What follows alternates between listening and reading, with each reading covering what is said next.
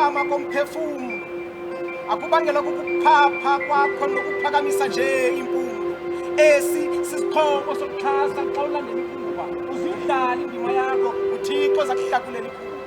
Ungabhidwa sisilingo, yeyi usantshula ukhula, uzinze emoyeni, uxole enhliziyweni, ingqondo izinze, ijiyeke ukuguquguquka. Ukuze uzuze, khawume ndibuze.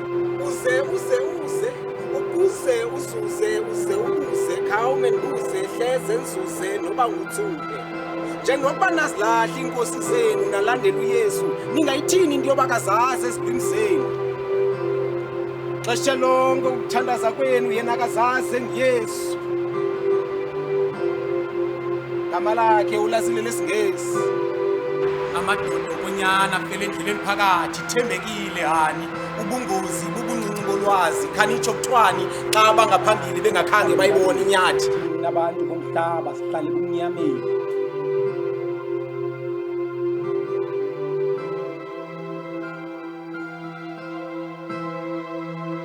Ina singabantu abatsha, hayi abatsha kula nyanga kuthiwa abantu abatsha, singamalahla kutshanje. Ukuba nyhani elizwe litsha malinikwa abantu abatsha, ngobo ndandikhona emzabalazweni, inkululeko ihlala epokothweni. Ezi zethu ingxaki zenziwe zezabo, sasingenazo zenziwe zezenu. Nina nithi indoda ihamba isitya, mna ndithi indoda ingatyi ihambe isitya. Usana olungakhaliyo lufele embelekweni, umfundo ongakobiyo ufele edesikeni. Kutheni thina le nto singayiboniyo uba sithi sodwa abalawula ulwimi lezinye intlanga apha elizweni? IsiXhosa sitolikwa, ngoba ngumthetho xa uhlonitshwa. Ewe sinxiba shushu sayeke uhamba ngempulo. Okho ningaphezulu elityeni, senihlabe nikhangele ezo zimpawu zosibhuthulu. Senihlaba kwebhokhi benye nichithe igazi esitheni, nihlabe nikhangele. Wasibulela ndlebe ezikhanyelayo. Ukuze uzuze ubuze. Ungaze ukhuze kanti uhanjiswa ngobuze. Ondlebe ezikhanyelanga lola hlanga lenzwa nguSathana mhla egxotho emazulwini wafika kulomhlaba wenzaba. Andikhathali nokufunde kakhulu. Uba ukwazi ukuyithetha le lwini kwengabelungu ngelwimi labemfundo, kumuse ngumnqulu.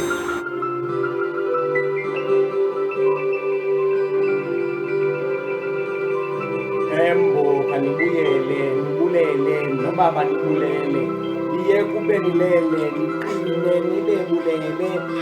Ilizwe litsha balinikwa abantu abatsha, ngoba ndandikhona emzabalazweni, inkululeko ihlala epokothweni. Nizabona ngebhokhwe ningaphezulu elityeni, senihlabe nikhangele. Sibulewe ngondlebe ezikhanyelanga, ondlebe ezikhanyelanga lolo hlanga lenziwa nguSathana mhla egxotho emazulwini wafika kulo mhlaba wenzaba.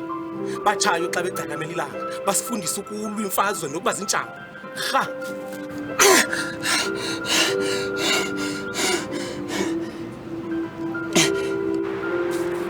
Uze ubuze, khawume ndibuze.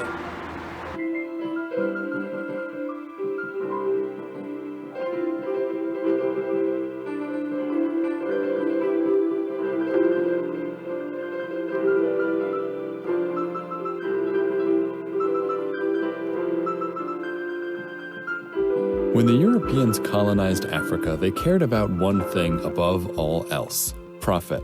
Whether it was gold from Guinea, rubber from the Congo, or diamonds from South Africa, the goal was to extract resources and send them back home. This focus on profitability led the European powers to hold the Berlin Conference, where Africa was divided between new and old colonial powers diplomatically to avoid any conflict between Europeans. After all, conflicts cost money, which, at the end of the day, threatened the profitability of the colonies. What wasn't taken into account were the divisions among the Africans themselves. What this resulted in was cohesive nations like the Maasai being divided between English Kenya and German East Africa, what later became Tanzania. And the bigger the nation was, the more divided it often became. The Yoruba nation, for example, with a population today of 44 million people, were split between English Nigeria, French West Africa, German Togoland, and the English Gold Coast. Directly north, the Hausa nation, with a population of 75 million today, were divided in half by English Nigeria and French West Africa, what eventually became Niger. both of which were partially included within the borders of modern-day Nigeria, alongside the Igbo, another tribe of around 49 million people whose traditional lands lie entirely within the country's borders. And that's not to mention all the smaller tribes crammed in between them, often leading to intense competition over the lands collectively deemed as theirs. For some perspective, Spain today has nearly the same population as the Yoruba. France has slightly fewer people than the Hausa, and the Igbo have a population greater than Portugal, Belgium, and the Netherlands combined. So imagine someone coming into Europe, drawing a country that included only half of Spain, half of France, and also all those other guys. That is a simplified version of what Nigeria and many other African nations are. In the worst cases, these borders created a mess of civil wars, revolutions, and genocides within and between many African nations as the people tried to better align their countries to their nations. These events serve as reminders of just how impactful lines on a map can be. But the great thing about borders and what this whole disaster proves is that borders are just that, lines on a map that can be changed. So if we know the borders don't work for Africa, we have to ask, can the borders of Africa be fixed?